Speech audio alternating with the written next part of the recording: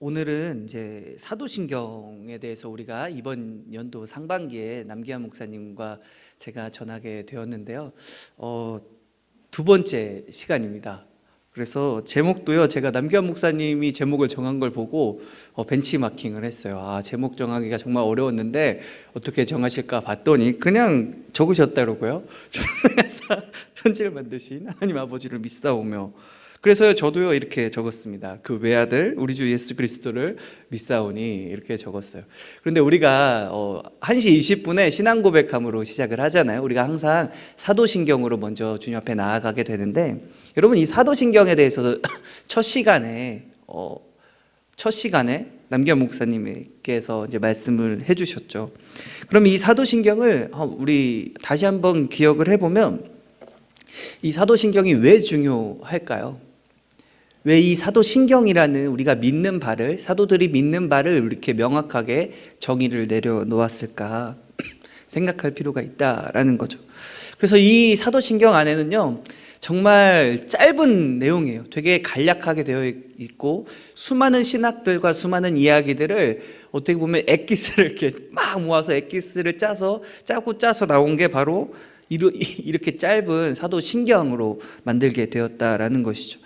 그래서 그 내용을 조금 우리가 사도신경을 풀어가면서 오늘 이제 설교들이 진행이 되어 갈 텐데, 그래서 처음 풀었던 내용이 전능하사 천지를 만드신 하나님 아버지를 내가 믿사오며가 어떤 뜻이 있는지, 그 안에 어떤 의미들이 있는지를 남기한 목사님이 첫 시간에 잘 이야기를 해주셨다라는 거죠.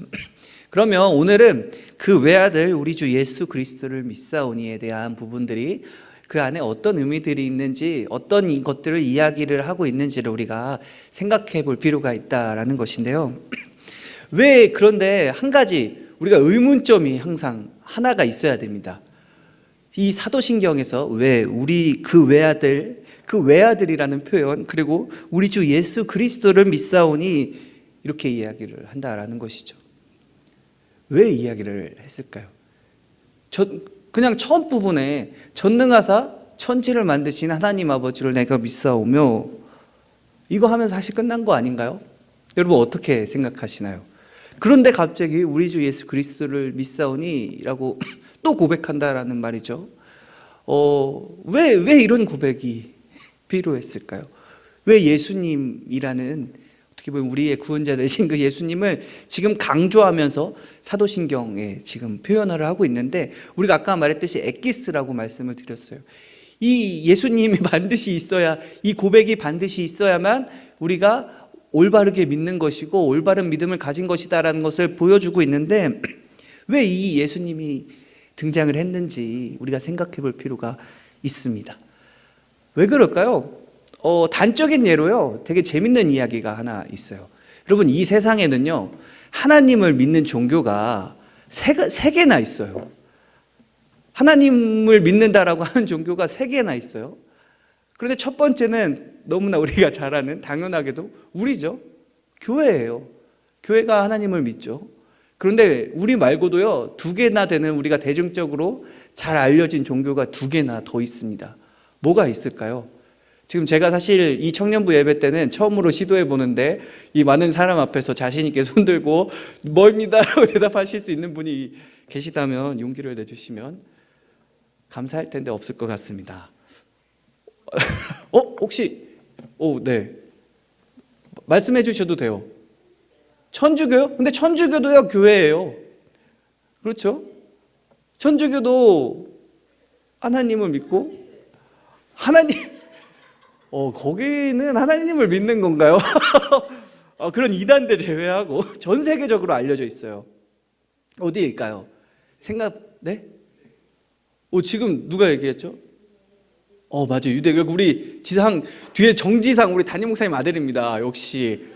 네, 손 들으셨어요. 네, 얘기해 주시죠. 와. 여러분, 역시 130년 된 교회 자랑스러운 우리 정지상 형제입니다. 그래서 맞습니다. 여러분 유대교와 이슬람교가 하나님을 믿는다고 이야기를 해요. 이상하죠? 여러분 그런데 하나님을 믿는 기독교와 그리고 하나님을 믿는 이슬람교가요 뭘 일으키죠? 우리 서양 역사를 생각을 한번 해보시죠. 뭐가 있었죠? 뭐가 있어요? 여러분, 우리가 너무나 잘 아는 무슨 전쟁이 발생을 하게 되는데 무슨 전쟁을 하죠? 맞아요. 역시 우리 청년들 교양의 수준이 아주 최고인 것 같습니다. 여러분, 이슬람과 기독교가 싸운 게 십자군 전쟁이에요. 하나님을 믿는다라고 하는데 전쟁이 일어났다라는 거죠. 마치 같은 것만 같은 그런 종교들 사이에. 그것뿐만 아니라 유대교는요, 이 초기 기독교가 발생을 했을 때, 우리가 처음 교회가 생겨나는 그 예수님을 믿는 사람들이 생겨났을 때 그 교회를 박해했던, 어떻게 보면 가장 박해를 하고 심지어 예수님을 죽였던 데가 어딘가요? 하나님을 믿는 유대교였다라는 거죠. 왜 이런 상황이 벌어졌죠? 어떻게 하다가 하나님을 믿는다라고 하는데 이런 일들이 벌어졌을까요?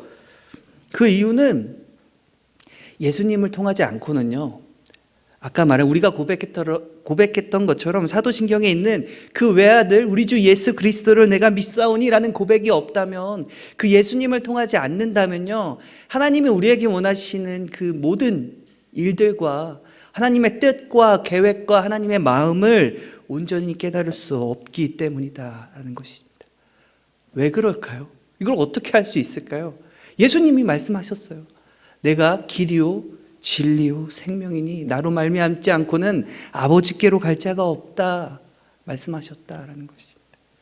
그게 무슨 말이냐면 방금 한 말처럼 예수님을 통하지 않는다면 우리가 하나님을 온전히 알 방법이 없다라는 거예요. 예수님을 통하지 않는다면 우리는 하나님을 만날 방법이 없다라는 것이죠. 아무리 하나님께 택한 받은 이스라엘 백성, 지금 유대교 또 그렇게 하나님을 믿는다고 엄청나게 하루에 5번씩 절을 하고 예배드리고 많은 선행을 하고 메카라는 그 성지를 향해서 수백만 수천만의 사람들이 그 하나님을 믿기 위해서 메카라는 곳에 모이게 되는 그 이슬람교까지도 그렇게 노력하는데도 하나님을 알 수가 없다라는 것입니다.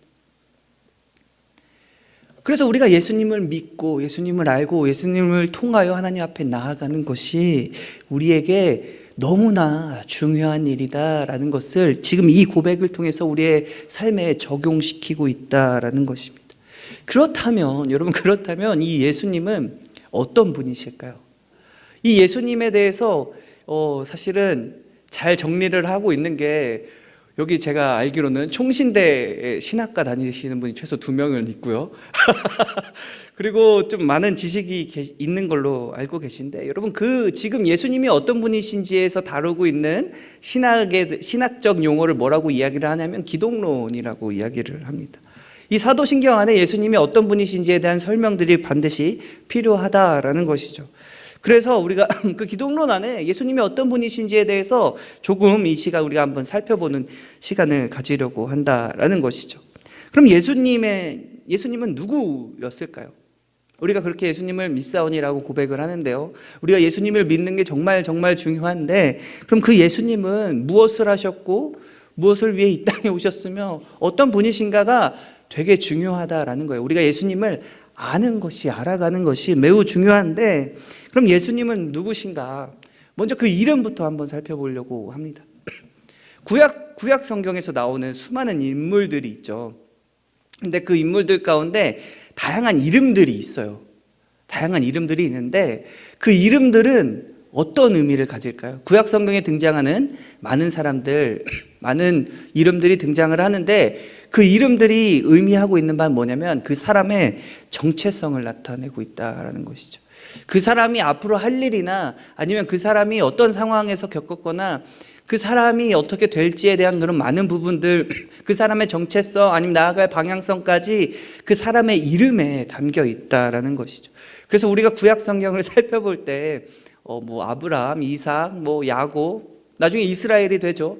이 이름이 야곱이 이스라엘로 변하게 된 것은 그게 어떤 의미냐? 정체성이 바뀌었다라는 거예요. 그런 것들을 지금 드러내고 있다라는 것인데, 그러면 예수님의 이름도 되게 중요하게 되는데, 그럼 이 예수님의 이름에서 그 예수라는 이름은 어떤 뜻인가? 어떤 뜻이냐면 여호와께서 구원하신다라는 뜻입니다. 너무나 이름에서부터 느껴지지 않나요?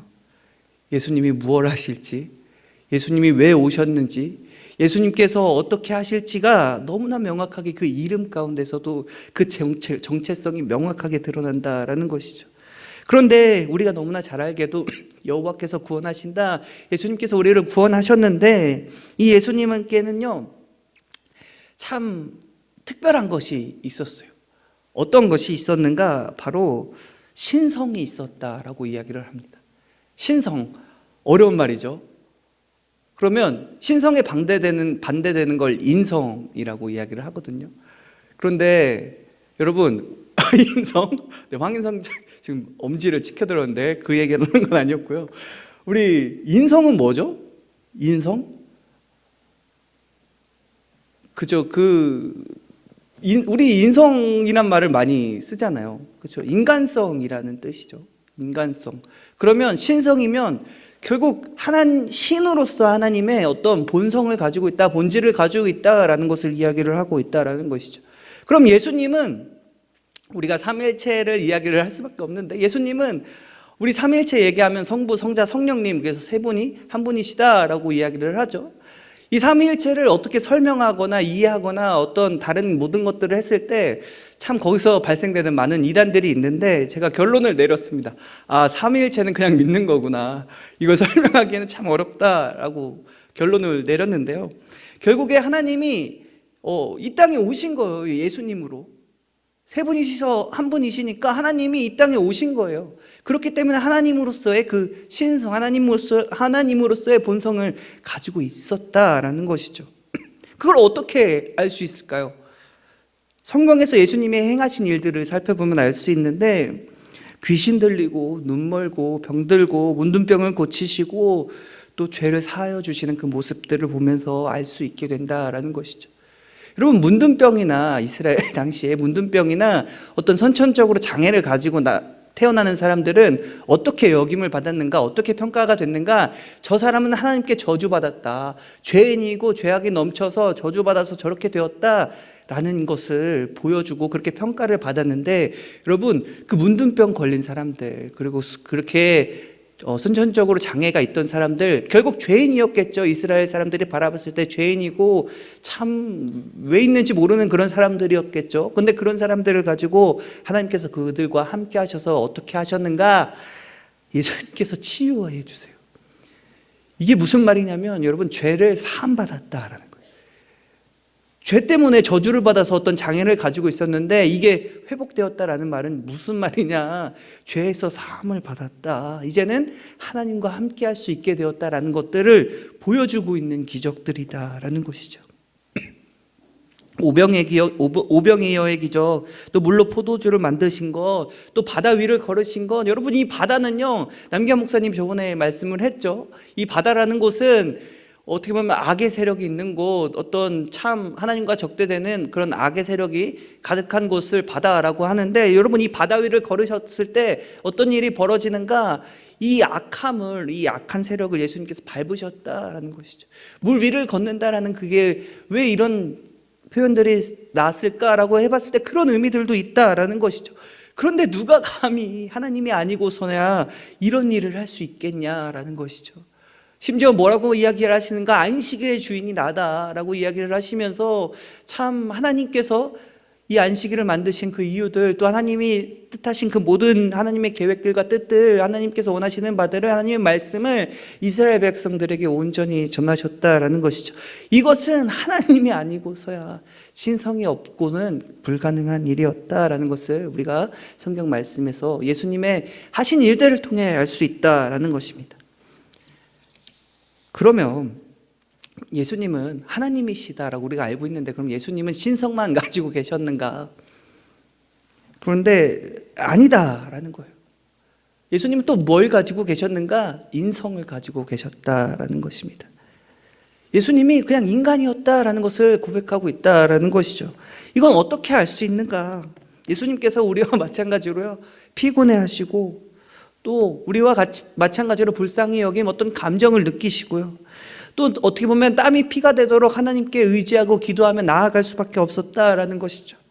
또 더 나아가서 우리가 겪을 수 있는 마음적인 것들, 어떤 물리적인 것들, 그 모든 것들을 통하여 고통스러워 하셨다라는 것이죠. 그게 어디서 드러나는가? 십자가 사건을 통해서 예수님은 정말 많이 고통스러워 하셨다라는 것입니다. 이상합니다. 여러분, 근데 이게 이해가 가나요?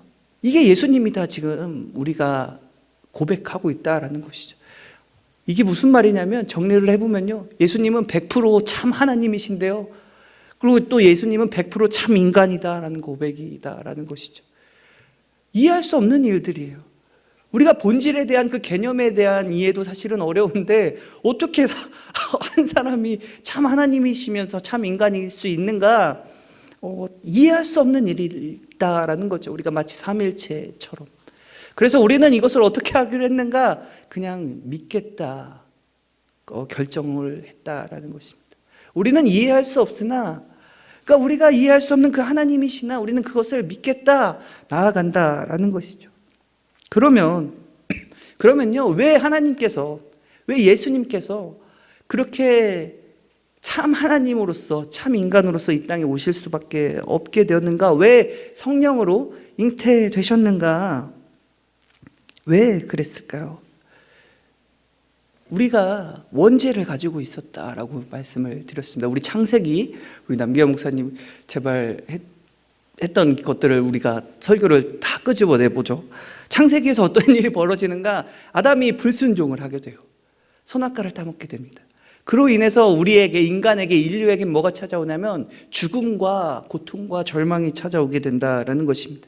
그리고 우리 하나님의 형상, 우리가 가지고 있는 그 하나님의 형상과 우리의 모든 것들이 오염되고 변질이 돼버린 그런 상황을 우리가 마주하게 된다라는 것이죠. 그래서 우리는 그냥 태어나자마자 죄인인 거예요. 원죄를 가지고 태어나게 되는데, 이 원죄의 굴레에서 죄가 없는 사람이 있어야 한다라는 것이죠. 그럼 죄가 없으려면 어떻게 해야 되는가? 결국에 죄가 없는 사람이 있어야 되는데, 그냥 일반적으로 태어나서는 항상 다 원죄를 가지고 태어나야 했기 때문에 하나님께서 직접 오셨다라는 것이죠. 성령으로 잉태하셔서 직접 죄 없으신 인간의 모습으로 이 땅에 오셨다라는 것입니다. 그리고 그것으로 인하여 참 인간의 죄를 담당하시기 위해 이런 어마어마한 일, 어떤 영화에서나 일어날 일, 어떻게 보면 허구 소설이나 아니면 우리가 쉽게 생각할 수 있는 그런 판타지 세계에 일어날 일들이, 여러분, 우리가 그런 일들이 실제로 우리에게 벌어졌다라는 것이죠. 하나님이 이 땅에 오셨다라는 그 사실 자체도 어마어마한 일인데, 그 하나님이 우리의 죄를 담당하시기 위해서 피 흘리시고 우리 인간으로서 우리가 느끼는 것과 동일하게 아프고 고통스럽고 힘들어 하셨다. 여러분, 이게 너무나 큰 일이다라는 것을 우리가 그 외아들 우리 주 예수 그리스도를 믿사오니라는 그 고백 안에 들어있는 내용이다라는 것입니다. 그러면 참 조금 더 나아가서 우리 주 예수 그리스도를 믿사오니 고백합니다. 그리스도라는 단어, 여러분, 그리스도라는 단어의 뜻은 너무나 잘 알고 있을 거라고 생각하는데, 어떤 뜻이 있는가? 기름 부음 받은 자라는 의미를 가지고 있다라는 것이죠. 그럼 제가 설교를 했었죠. 기름 부음 받은 자들은 누가 있었죠? 여러분, 시간이 많이 없어요. 빨리 대답해 주세요. 오줌 마려운 건 아닙니다. 네. 네, 누가 있었죠? 제사장 왕, 그리고 누구 있었죠? 누구죠? 지금 두 개는 답이 나왔어요. 하나가 뭐가 있죠? 다 나왔습니다. 제발 기억해 주세요. 저를 비참하게 만들지 말아주세요. 누가 있었냐면 선지자가 있었죠. 선지자, 제사장, 왕이 있었는데, 이 사람들은, 선지자는 어떤 것들을 했던 사람이냐? 가르치는 사람이었어요. 하나님의 말씀을 가르치고 알려주는 사람이었고, 제사장은 하나님과 이스라엘 백성들 사이에 관계를 회복시키는 사람, 화해시키는 사람이 사실은 제사장의 역할이었다 말씀을 드렸습니다. 그리고 왕은 우리가 너무나 잘 알게도 통치하는 사람이죠.